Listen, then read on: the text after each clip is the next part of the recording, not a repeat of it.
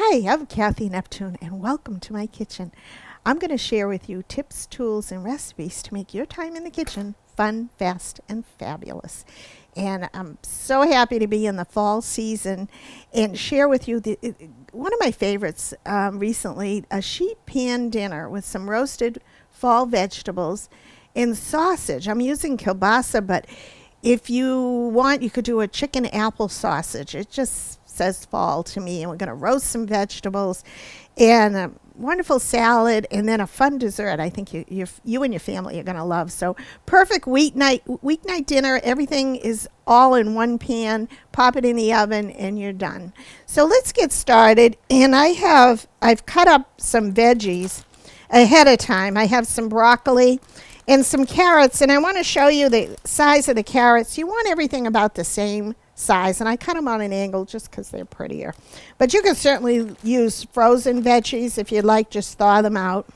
And I love these fingerling potatoes. Look at the beautiful colors. They come in a bag with all of these beautiful colors. And I want to cut them in half because they roast. We're going to do them cut side down on the sheet pan and let them roast in the oven. And if you put the cut side down, they're going to brown nicely on the bottom and get really crispy. So I'm going to set that here, and I'm going to drizzle some olive oil, a really nice, whatever flavor oil that you'd like. And we want to coat all of these and help them to roast. There's not much coming out here. And then I'm going to add some seasonings. I have my favorites. This is a little onion powder, not onion salt, just onion powder. And then garlic powder. Now, and I think I mention this all the time, if you put fresh garlic on here, it'd be nice, but it would kind of burn in the oven. Excuse me. So you want to use onion powder and just sprinkle that on, and that'll give you the flavor that you want from the garlic. So we'll do that. And then, of course, with all my pantry seasonings, I have this roasted vegetables and fries, and it's got a lot of different things in it that I really liked. Salt, red bell pepper, some paprika, onion, mustard, black pepper, celery seed, coriander, oregano, cumin, and sage. Doesn't that sound like a fall mixture? So we're going to put a little bit of that in here. Anytime you can add flavor, you're good to go. So I'm going to toss those in here just to coat everything, and make sure you spill at least one on the floor. And toss that around to coat everything. And I have my oven preheating at 425, and that will really cook everything and brown it nicely. And before I do that, I'm going to take my stoneware sheet pan, and I have a nice red onion, and I just want to trim the edge off, but keep the onion. You can see how it's staying intact. And I'm going to try and cut it into wedges. So I do that by cutting it in half, then half again, and about this size. Okay, and I'm going to lay those on the bottom because if I tossed them in the bag, they might all come apart. So depending on, and I love onions, so you can put all these in the pan like so. And you can do most of this ahead of time except the potatoes. The potatoes will brown if you do them too far in advance.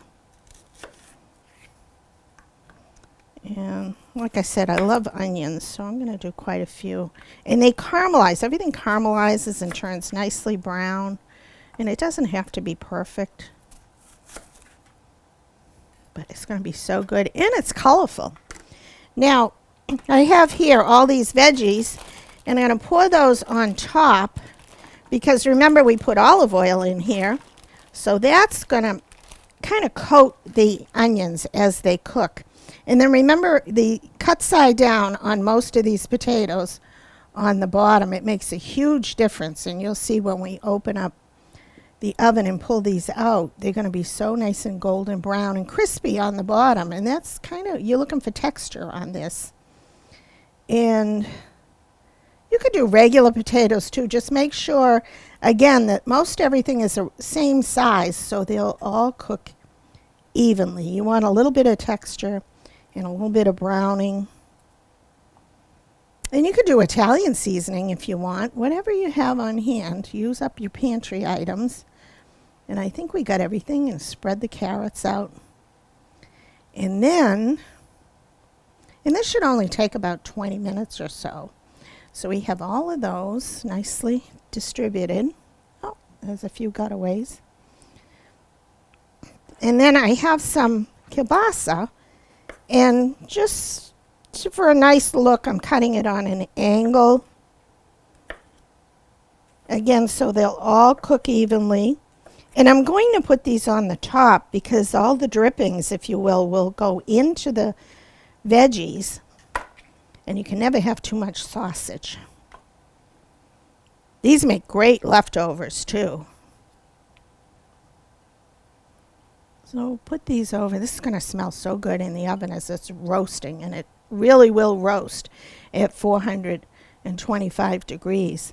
So I'm going to pop that in the oven. Look at how beautiful, all the colors and the flavors. And oh, I almost forgot. I have from my garden some lemon thyme. So I'm just going to sprinkle that on. And they're very tiny, so you don't have to take the stems off. But that pop of lemon is so nice. And because I want to use up my garden spices and herbs, this is rosemary, which goes great with potatoes and carrots. And it just, how pretty is this? So let's put a big one there. And then I have oregano, but I think that's good with everything that we have, especially with that garlic powder that we put in there.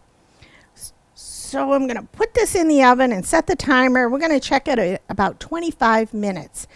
And then we'll come back and make some side dishes and a dessert you're not going to want to miss. So we'll be right back. Hi, welcome back. We have a sheet pan dinner with sausage, kielbasa in the oven. It smells so good. And use fresh herbs if you have them, but if not, any kind of spices that you like. Try and match them up with the type of sausage that you're using. You could even put apples in there if you wanted to and roast those. It'd be great. Speaking of apples, look what we're doing for dessert. We're going to do an apple pie roll-up. And look at how tiny I diced. There's just 2 green Granny Smith apple. Or you could do red and green, or you could do your favorite cooking apple in there. And I'm going to add to that a little bit of lemon juice because it gives it a nice flavor and it keeps it from turning brown. But again, I wouldn't do these ahead of time. I just do them at the last minute. But green Granny Smith apples tend to not brown as easily as some others. And in here, I have about 4 tablespoons of a sugar substitute and about a teaspoon of cinnamon. And you can adjust that. You could certainly use an apple pie spice if you'd like. Oh, it smells like fall. And this would be great. And what I'm doing here is I'm making the flavors of an apple pie without having to make an apple pie. And these are so good on a buffet, or if you're going to Thanksgiving dinner, or you want something to snack after Halloween, you do this. And I'm telling you, it's so good. And then just so, because these are kind of juicy, I'm going to put about a tablespoon of flour. That'll help thicken the juices so they don't run all over the place. This is going to be so good.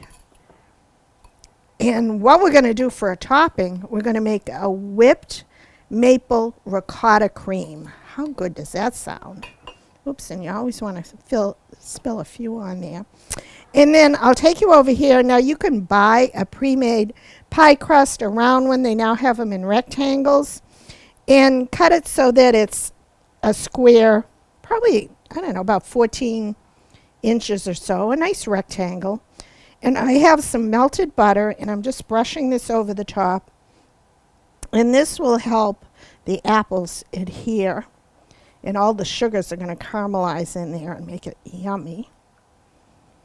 And when I bake this, I'm going to do this at, turn the oven down, because remember the sheet pan is cooking at 425, and that's just to get everything started, because the potatoes take a while, and the carrots too, and that's another reason why we cut those into smaller pieces. I've done the sheet pan sometimes with Brussels sprouts, and oh, those are so good. And they come out so nice and brown and crispy. If you like Brussels sprouts, you got to try those. That's good. And then I'm going to take our apples and just kind of spread them all over. I usually just do a dump and spread on there. And get them right to the edges of every little spot. And I try and do it on a single layer, just so you get a nice bite of apple all over. And you can kind of eyeball, if you want to do a larger one, you can certainly just add more apples in the ratio of cinnamon, sugar, and flour. But it's not too fussy because you're going to roll it up and get a bite of apple in every single roll that you do. Now I'm going to take the back of the spoon, or you could take plastic wrap and do this, but I'm going to press these down into the dough just a little bit, not enough to go through the dough, but I find this helps when you roll it up. They don't all spill out the sides. It makes it easier to roll, and I have plastic wrap underneath, so it'll get us started. And that looks pretty good. You can see there's little spots here and there, but it doesn't matter. I'm going to put that over here, got little bits. And I'm going to get my sheet pan again. Let's see if we can fit all these on here. And I'm going to start rolling up our pie crust.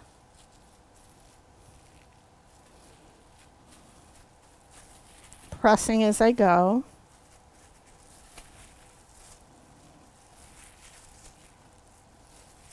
You can see how easy that is. And then pull it over here. Just kind of press the dough a little bit underneath.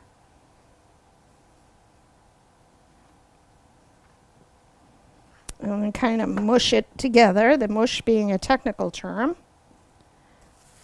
And we're going to cut these into little, I'm running my fingers across the bottom just to try and seal the dough in the bottom. And then I'm going to cut it in half. And I'm using a serrated knife, works best with this. And then cut it in half again. And I'm going to try and do 3 slices each. Like so. You can hear how crispy those apples are. And look at that. We're going to put those right on the pan. And these are going to be little apple pie bites or roll-ups. They're like little tarts without all the work. And then we'll do 3 here. Now, especially if you start out with the pre-made pie dough, this is as easy as pie. And we've got 5 there. I wonder if we can fit all these in. And you can kind of, don't overcrowd, but these should be fine. And do 3 of each. So you're going to have a dozen. And I think I'm going to leave the oven at 400 because the pastry is a little moist.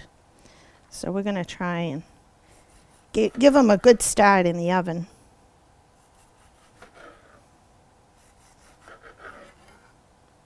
Those are a little bit shorter, but I want to fill up the pan.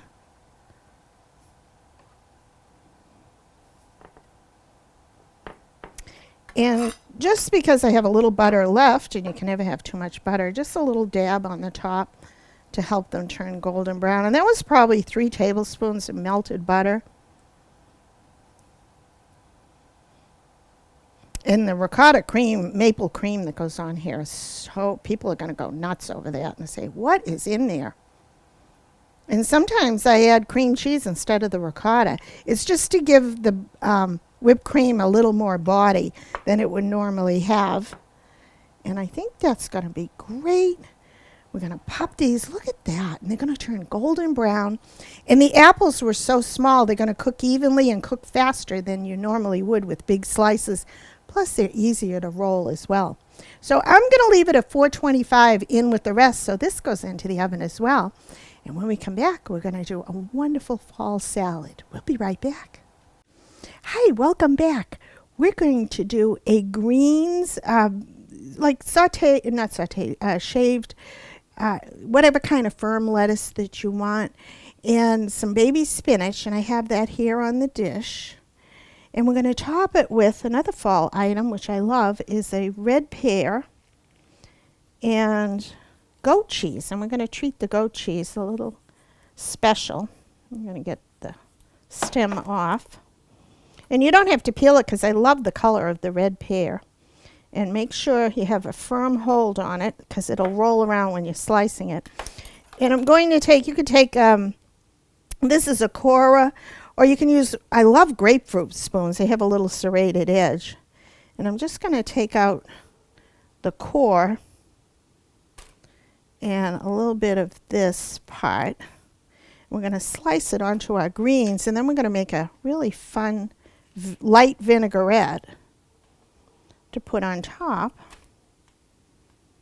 And the pears this time of year, this is just a red pear. Oops, I want to get our timer here. Let me check our sheet pan dinner, excuse my back.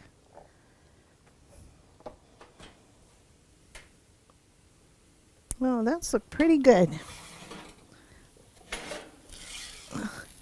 You can see the color on those. And I think I'm going to take those out. That's our sheet pan. And put it up here for now.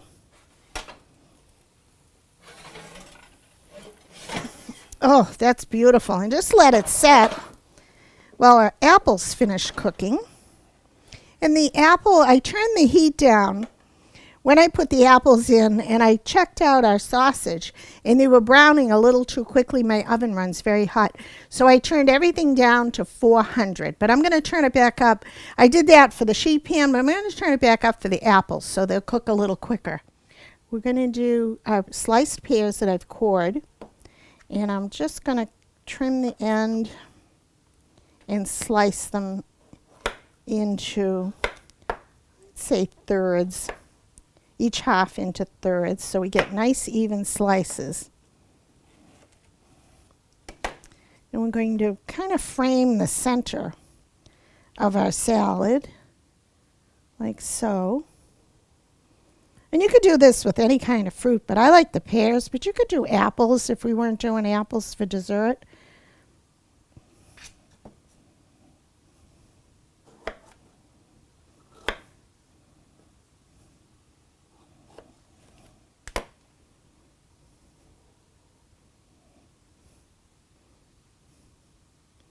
Try and use them, and this is a good use of pears, just one whole pear. We can get a lot out of it. Kind of nestle them all in there. Presentation is everything. And then I have some fresh herbs. I have parsley and a little bit of finely diced or minced chives. And I'm just going to move those around here. And I have some goat cheese, and I'm going to take that, put it right on top, and I'm going to roll those in the herbs, kind of pressing as we go to get them to adhere. Look at the color. This would be nice for a Christmas salad as well, and it adds a nice flavor to the goat cheese, which can be very pungent. But we're making it savory as well. So you can see we've coated most of it with the herbs. I'm going to put it out on here. And we're just going to slice it. Let's see, we're going to do some nice big chunks right down the center. And slice it the best you can in even slices.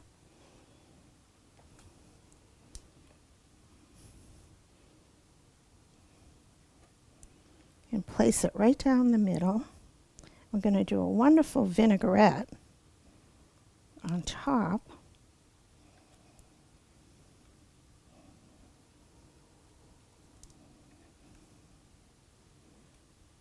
And one more cut side up. And then, because we have almonds, I have toasted slivered almonds, and you can use your favorite one on the top if you like. But I just put them right along the side. And giving them a little bit of toasting in a frying pan gives them, you can smell the fragrance of the toasted walnut almonds, but it adds another depth of flavor. Whenever you can add flavor, that's a good thing. So I put that, and then we're going to make our vinaigrette. And you know how I love to add flavor to everything that we do. And I have here in our bowl, we're going to add something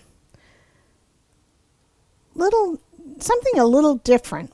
I'm going to add some olive oil to our bowl because we're making a vinaigrette. And you can certainly do a store-bought one, but a regular vinaigrette is so easy to do, and you can really taste the difference when you take the extra few minutes to do a vinaigrette. It really makes a difference. So I'm going to add that, and then a little bit of Dijon mustard, not a lot because we're not doing a whole bunch, but just not even half a teaspoon for that little piquant flavor. Now here's where it gets interesting. You can use a regular maple syrup. Okay, that's good. Just checking. But this is a smoked maple syrup, and I thought that'll give it a nice bacony tone with the pears and the goat cheese and the spinach. So I'm adding a little of that for sweetness. You can use honey or regular maple syrup if you'd like, but oh, that smells, you can smell the smoke in that.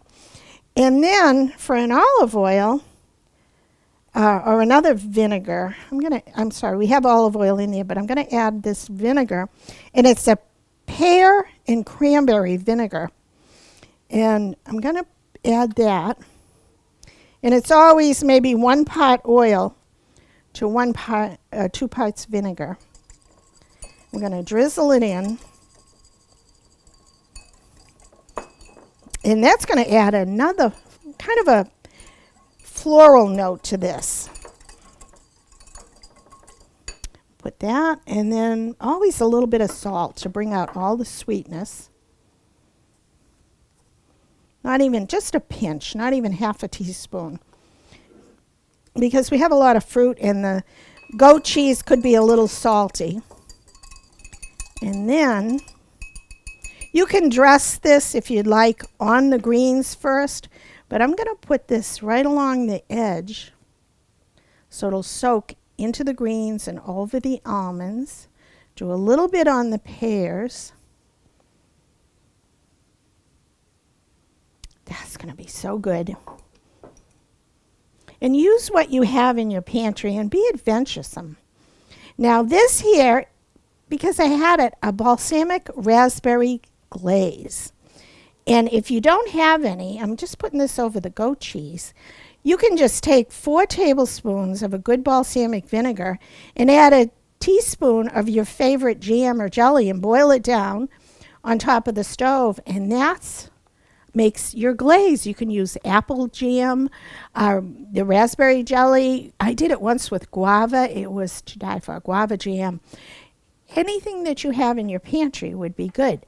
So that's our beautiful fall green salad with pears and a smoky balsamic vinegar and a beautiful raspberry glaze on the top. And modify this, like I said, you could do apricots, plums, apples. I've done this with nectarines, and it is to die for. This is so good. So we're going to set that over here. And when we come back, we're going to do our whipped ricotta cream for our apple roll-ups. We'll be right back. Welcome back. We have our roasted sheet pan dinner there. We have our apple roll-up still working, and our salad is done, and we're going to work on the whipped cream, the maple ricotta whipped cream. And here's a little tip. Now, we don't need a whole lot of topping for this. It's just to bring everything together. And chill your bowl in your beaters if you can, and of course your cream, before you use it. And you'll be a happy camper because that makes a big difference. So don't mind the noise. We're going to whip this. And you just want to stop shy. It's getting a little thick here. And we're going to add a sweetener to this, which is going to be a little bit of powdered sugar, probably 1.5 tablespoons. And whip that. And here's the fun part, some ricotta cheese. Probably a good, I'd say 2 tablespoons. And of course, we're going to taste this and see how it is. And here's the secret ingredient. I don't use fresh maple syrup because it makes it too runny. But a good, try a half a teaspoon first of maple flavoring. And we're going to whip that and then give it a taste. And that looks really good. I'm going to give it a taste, see if it needs a little extra something. You could do this on top of a apple pie too, or a pumpkin pie. Can I say that's perfect? If you like a little sweeter, you could add something, but I kind of like it on the tart side.